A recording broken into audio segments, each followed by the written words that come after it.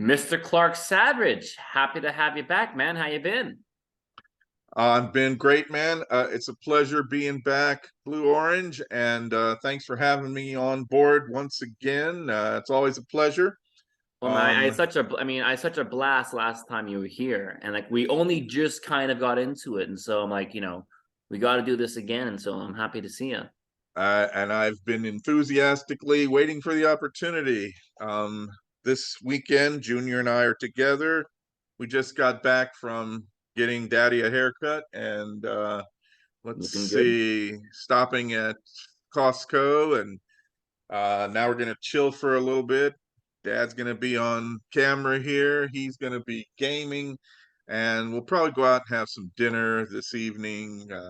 And at some point in the next 24 hours, give or take, I have to bake some bread because, dude, it's one of the few things that I cook that he actually likes. That and this Rachel Ray chicken stoop recipe that's, he'll have that anytime, anywhere, any day. So that's our weekend. And whenever we fill up our weekends with fun activities and worthwhile things, the rest of the time that I'm just surviving um, is all worthwhile. You know what I mean? Mm-hmm. You told me you guys have a skiing trip coming up. Yes, let's see. We actually went in between our last video conversation and today we went to uh our what is now our favorite place, Jackson Hole, Wyoming. Yeah. And the terrain there is variable, and uh all different skill levels can participate, and our accommodations are always just a little bit rustic but extremely comfortable and warm. The people are friendly, and it's free transportation to the ski area. The dude is a ski demon, and maybe plan B, him being a programmer and a YouTuber and a ski instructor. He likes it that much. And I keep telling him, Junior, I mean, he goes so fast. I keep telling him, Junior, you might want to consider a career in skiing, competitive skiing. He says, nah, he's just in it for the enjoyment of the sport and being outside. And he's very good at it. He's got great balance, strong legs. And because of his strong legs, we'll probably wind up wrestling here sometime this evening. I'm sure he's looking forward to that too. I am But anticipating it with a little dread. you two wrestling? Oh yeah. How Oh old is yeah. Junior? He's 12 going on 22, and Oh, so he's he must be whooping your butt all over the place. it's terrible, man. It's terrible. No, but seriously, he's strong, and he has proper amounts of aggression and discipline and strategy, Mm-hmm. So, and he's just slightly double jointed. So he'll pull one of Oh, those double jointed moves and throw me for a loop, literally and figuratively. And we have a blast with that. His daddy was a wrestler. I was a wrestler in high school. And so martial arts are something that I'm glad he has an interest in, and a facility for. I was a wrestler in high school, I was a fencer in college, and then I took up martial arts, taekwondo, and gojo ryu before that. A couple of different styles of Asian martial arts. One of them's from Japan, and the other is Korean. And I'm just happy to see him also developing a taste for being able to improve his situational awareness, mm-hmm. his discipline. Those are things we're working on, and I'm seeing him develop and cultivate with great interest. So, Yeah. you know, I just joined an MMA gym They Wow. do, yeah, they do BJJ and Muay Thai, and Cool. I did it a Cool. little bit in high school, but like very, very little. So Hmm. I walk in like, rusty, thinking, well, it's been a long Yeah. time, but Yeah. I've done a little bit before, so Hmm. I'll be okay. And I just got steamrolled. I mean, these Oh, these sure. guys just, Sure. but it's a hell of a lot of fun. Hmm. I Now, love. Muay Thai, uh, how does that differ from, say, Taekwondo? What specifically would you say are some of the bigger differences? I'm no expert, but I would say that the fundamental principle behind Muay Thai is the shortest distance between 2 points is a straight line. So it's a lot of Okay. elbows, it's a lot of Uh, knees. cool. It looks more like boxing, Yeah. but Hmm. there are kicks and knees and elbows as well. All right. You do see some circular kicks in Hmm. Muay Thai, but it's more like roundhouse. You don't see as much spinning. Ah. There's Hmm. a big emphasis on using using your shin, using your Mm. elbows. Uh-huh. Well, I mean, Uh, I'm not an expert by any means, but I've seen some boxers who have their shins taped up, getting ready to receive and deliver, blows. Yeah, Thai I've boxers, yeah, seen some of that. Yeah, yeah, yeah. it's vicious, man. I bet. I bet. Like this, you see videos of how they train in Thailand, Uh-huh. and they are just whacking their shins against the wooden pole until there's blood Great. running down their leg. I mean, it's no joke. Great. It's brutal. I've got some friends and dear friends, almost brothers, who are in Thailand, and in addition to diving, I hope that when Junior and I visit there, perhaps this summer, we'll have a chance to partake a little bit. Him more than me, of course, but yeah, I'm glad to hear that you're doing that. I saw a couple of your posts from into Facebook there, and you had issued a challenge to Mr. Tate. Yeah, that's that challenge has very much been revoked now, obviously. Oh, Um, so don't want I to beat a think, man while he's down. yeah, well, I think rotting in a Romanian prison is probably a more appropriate venue for him. So let me just take this opportunity, since this is something that I see, and it drives me nuts, man. Like when I see this on social media, like people still like equating Andrew Tate with MRAs. Oh, You know, please. some people even say Andrew Tate is like the leader of MRAs. No, no, we hate this sack of crap. Like we keep saying over and over and over again how much we hate this sack of crap. And like we still get these articles, people saying like Andrew Tate, the leader of MRAs. Hmm. We hate the guy. Well, And in fact, and the thing is, like, if you see the Vice documentary on Andrew mhm. Tate, Saw it. like he's abusive to men. Yes. Like the guy, like the guys who went to his so-called camp or whatever he calls it, like Yep. he bullies them. Like he bullies the Hmm. men who or so-called beta, Yeah. according to him. Sure. So no, I think Ah, go I, ahead. I think I think a better boxing match for him is him and the rats of his cell. So I think that'll be a good venue for him. Well, I'll tell you a couple of things about that. Number one, uh, a lot of his extreme statements have done no service to the men's rights movement at all. The more extreme he gets, the more attention he gets, and the less service he's doing to men in general. So I have to agree with you 100% on that one. And there was one more thing about that. Um, uh, oh, in a different forum, perhaps we can discuss, not professionally, but certainly with a more nuanced eye, if you will, my impressions about what's going on with him. But I won't share that in this forum just because uh, this is, we're not here to praise Caesar. No, we're not here to jump on Andrew Tate or pile on, as they say in football. But I agree with you. We want to draw some clear distinctions between him and what he appears to be doing, and us and what we hope to accomplish. Mm-hmm. So I agree with you on pretty much all of your points there.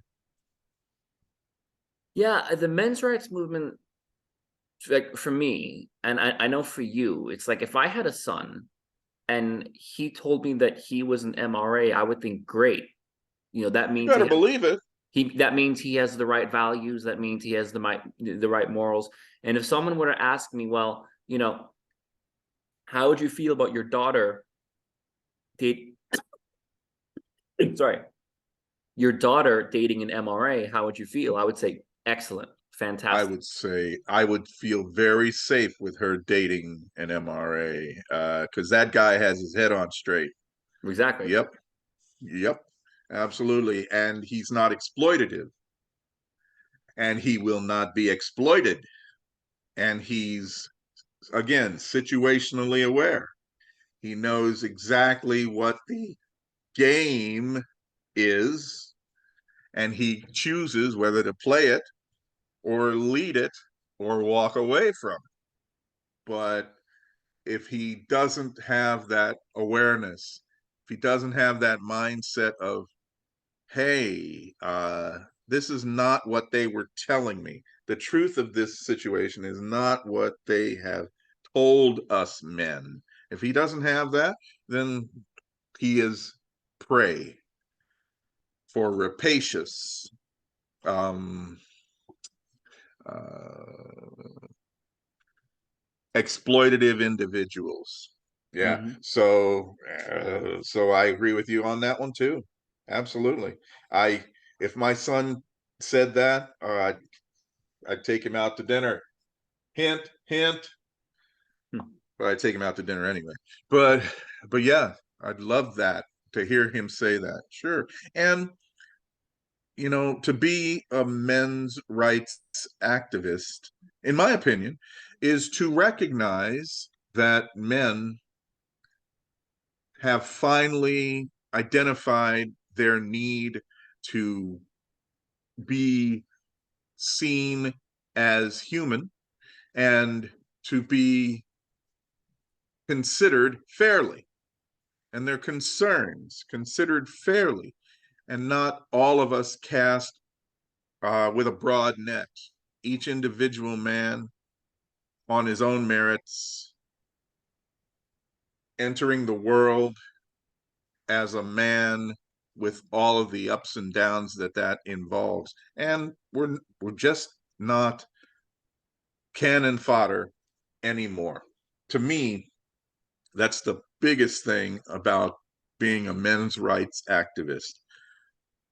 For us to say we are no longer cannon fodder. So that's it, man. That's it. And it's interesting because I just Jubilee, the website, the YouTube channel Jubilee. I've heard of it. Yeah, they do all those like middle ground episodes where they bring people with different viewpoints, and I just missed the deadline today because I went to their website and they were asking for applicants for different ones, and like one of them was like transitioning versus detransitioning, and one of them was like whatever they were, but one of them was alpha male versus beta male. Interesting. And I decided to apply, as the role of alpha male. Mm-hmm. And my reasoning was I thought I could maybe do something, and the whole alpha, beta, sigma male, I don't pay attention to any of that crap. Good. But the reason why I decided to apply was because I'm trying to shamelessly promote my own brands. But the reason why I decided to apply, I thought I would give the perspective of to me, a men's rights activist is an alpha male in the sense that, as you say, they are no longer willing to tolerate discrimination and disrespect. So I looked at it as like, my angle will be this: what makes me an alpha male is I am a man who is willing to show men you don't have to accept cultural and societal and legal misandry. You don't have to accept the status quo where discriminating against men is okay or even encouraged. So to lead men in the sense that we can see that these things are wrong that are happening to men and boys. We can see the education system, the justice system are unfair towards men. We live in a Medical society. care, Medical care. the medical care system, the mental health system, and as you said, the criminal justice system, the civil justice system. Please continue. Absolutely. It goes on. So I thought I'd throw a little curveball because I know that's not exactly what they were asking when they said alpha versus beta male, but I thought it's, I may as well see what I can get. Maybe they'll bite. Maybe they'll find that an interesting take on it. So my take on that was, an alpha male is a male who no longer accepts misandry and no longer accepts discrimination against men and no longer accepts the ongoing attack on men that we're seeing. So I know typically it would be, how do you view in dating and approaching women, and are you this or that? That's not how I approached it at all. Mm-hmm. But the deadline was today, so I'm probably too late. But it's funny that you say that, because being an MRA is kind of standing up for yourself. It is. And it's It is not, yourself and other men, and other males, other males. other XY chromosome individuals. Not, as feminists will say, oh, well, we're losing our place on the pedestal, and so we're trying to keep a grip of our privilege, which is what the accusation is. It's like, no, it's like, here's the areas that we're discriminated against. We can show you the statistics. We can show you the stats on family court. We can show you the stats on homelessness. We can show you the stats on high school graduation. We can show you the stats on the grading bias against boys. We can show you the stats on life expectancy and healthcare spending. I can show you the stats on different pension ages around the world. I can show you the stats on male-only conscription in many countries in the world. What are you talking about trying to maintain our place? These places are bad places to be in. Men are behind in these places. Why would we want to stay there? Exactly. Not a rhetorical question. You're absolutely right. And it's not, sometimes you have to define a thing by identifying the things that it is not. It's not misogyny. It's not privilege.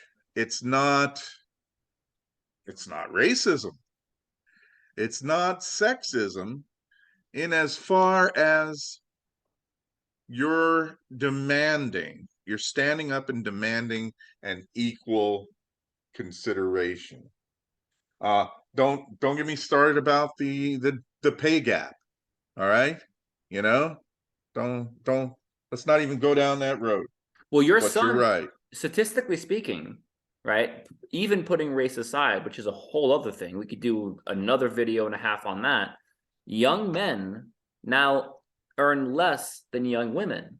Yes. And when I say young men, this is now approaching 40, because this has been going on for over a decade now. Women are now graduating college at higher numbers than men are, and so women are now making more money than men are. Men are significantly more likely to live with their parents, less likely to own their own home, less likely to buy their own car. And to me, one of the biggest indicators of economic well-being and success is home ownership. Yes. If women are more likely than men to own their own home, and young women are more likely than young men to buy their own home for the first time, what does that say about what gender is ahead economically? And if, as is the trend, women file first and then get the home and the children, there's your question. What is that to say about men and home ownership? In It what paints a negative picture. if men were the privileged class and women were the oppressed class, that wouldn't happen. Exactly. And when feminists say, oh, but the patriarchy, that doesn't cut it. That's not an answer. That offers no solution. And that doesn't really offer any explanation. It's a very vague, abstract concept that works by circular logic. A feminist academic writes about the patriarchy in the 1960s, and then another feminist in the 1970s cites the paper from the 60s, and all of a sudden it becomes a credible source. But it's not. Yes. It's Yes. pseudoscience.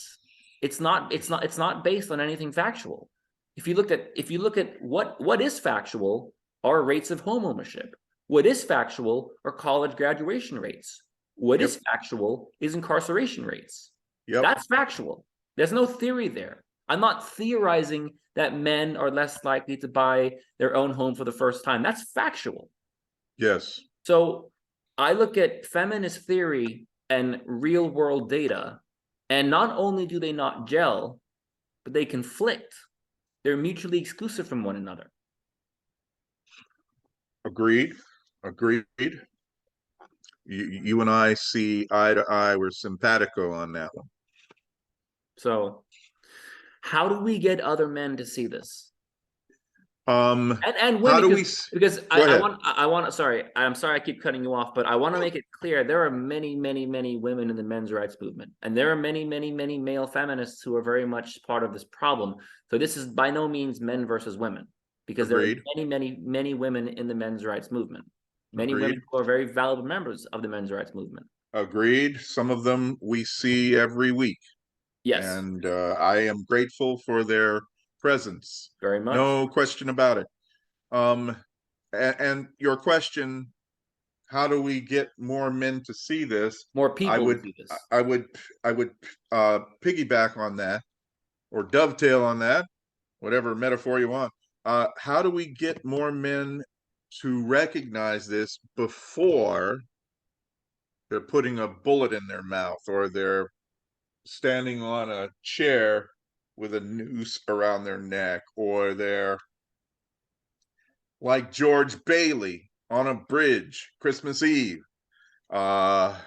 He's been financially crushed by a predacious old man and actually contemplating suicide. How do we get more men to wake up to these facts before it's too late? I think the internet is helpful in this regard, as long as we don't allow our message to be co-opted or converted into sign language by malicious, triggered individuals on either side of the gender equation. Yep.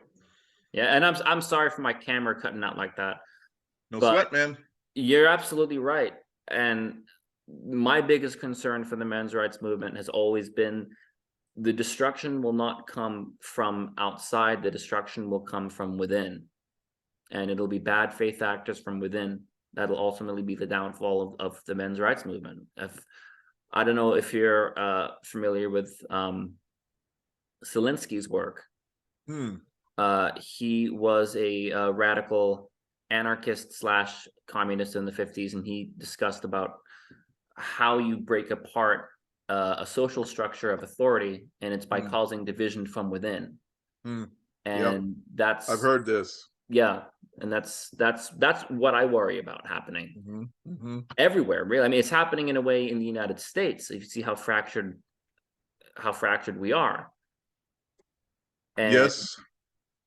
and I think that there are too many institutions that have an interest in men not realizing what's going on. There are too many systems. Yes. The family court system, the private prison system, that benefit off the sufferings of men and the discrimination of men. The marginalization and the downfall and the disposability of men. Now, don't get me wrong. I'm a Navy brat, and Uncle Sam paid for my schooling, and I will always be grateful. And were it not for some circumstances, things would have gone another way. I might still be in, but that system, I read that women's suffrage was initially associated with their not wanting to be drafted. You hear what I'm saying? That some women did not want the right to vote because they didn't want to be drafted. And unfortunately, very much like the book and the movie Starship Troopers, citizenship in that society, in that universe, if you will, citizenship is dependent on some sort of service. They're talking about military service. Now, I I I don't have a big problem with every teenager when they hit 18, they got to give back some way. I'm not talking about cannon fodder. And FDR had the Civilian Conservation Corps, put a lot of men to work. Somebody got PO'd about that. No more CCC. But that's one president that did a lot of good for both men and women, I love putting men to FDR. work. And he tried his best Imagine, to keep us out of the war. You know what I mean? You imagine were FD, saying, imagine FDR today. wow. Well, FDR today is Dark Brandon, in my opinion. But that's but that's we don't have to get into politics today. But if you want an FDR, a modern day FDR, you don't have to go any further than Dark Brandon. But let me turn our attention to a couple of things that provide for me a decent contrast. I was talking to one of our friends, Katrina, earlier today, and my talk with her helped me to um, kind of put these mental images and thoughts together. And let me share that with you. And So, I just gotta let you know, Zoom is telling me I'm gonna try and fix it now. Give me 1 second. But Zoom is telling me as host that we only have 7 minutes and 4 minutes. So 7 minutes and 2 seconds left of the meeting. I'm gonna try and see if I can change that upgrade to pro. No, it's not gonna let me do that. So we have exactly 7 minutes left, I'm afraid. click. Okay. I'm gonna set my I got a stopwatch here. All right, so here's what's going on. I wanted to speak with you about this play that Junior and I saw about a month and a half, maybe 2 months ago. And the play was entitled Jane Anger. You And told it me was about. a clearly vicious feminists interpretation, reinterpretation of William Shakespeare, his life, his loves, and his writings. And I took Junior to this one, and it was interesting. He had a blast because there was some comic book graphic violence where the title character, Jane Anger, amputates William Shakespeare's arms. And then, Junior, what was that phrase they used? Cut off his giblets. What was that phrase they used in Jane Anger? She cut off his branch and twigs. What was that? Oh God. Twigs and berries. Twigs and berries. Twig and berries. So you get the metaphor there.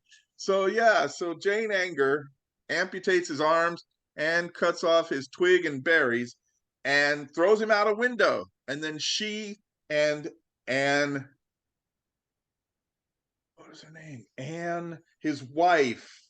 Um, there's an actress, modern day actress. She's a very lovely lady.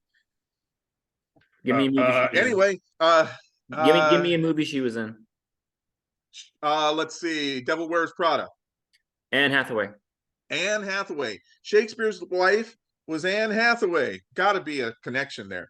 And Anne Hathaway and Jane Anger then plagiarize, use his name, and publish plays. So everything after, I don't know,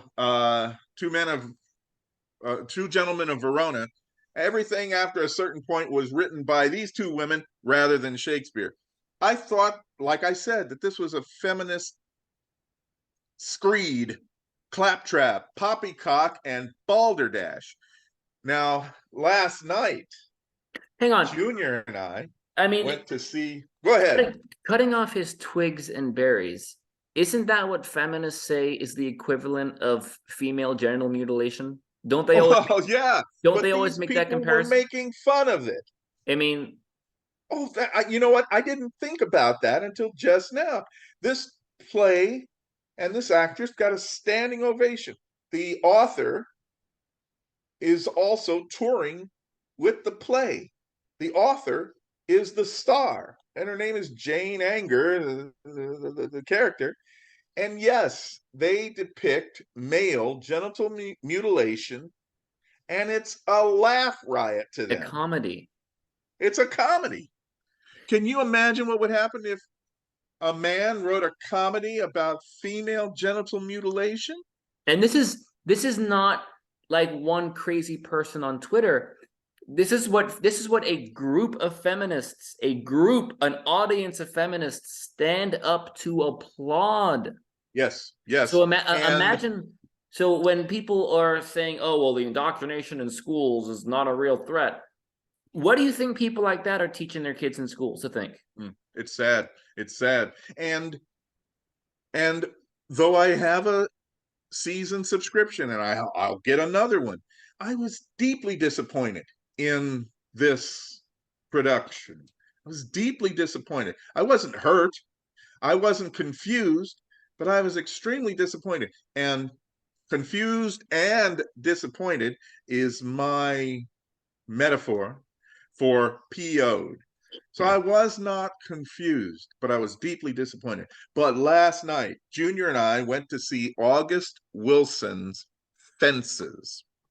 Now, this is a play that any man, woman, and child would enjoy, of any gender and every ethnicity. It was beautiful. It's about fathers and sons, half brothers, half sisters, wives, concubines, and good friends, and the dignity of a family.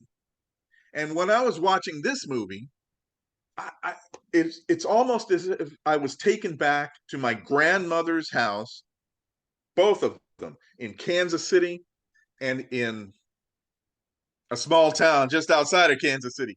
And it was just a beautiful play. And I'm so glad that Junior got to enjoy it with me. And that's the upside. The downside is, so I shared with Junior that I was giving up curse words for Lent. And then we went in, and I have a curse word jar. When I went into this play, I owed $120, and when we walked out of the play, I owed $410. They used the N word quite liberally. All of that to say, that money's going to go to Junior, by the way. But all of that to say that I'm just very happy that I could offer him that juxtaposition, that contrast of two different authors, hundreds of years apart. Not necessarily, because this woman, author of Jane Anger, was, she's contemporary. This was written within the All last right, 10 years. So that was it. I Clark, had I a gotta great time. say, we're like basically out of time, so I'm just gonna keep talking until the clock hits 0. But we are not finished, man, because I love talking with you, man. It's always a blast. This has been fun.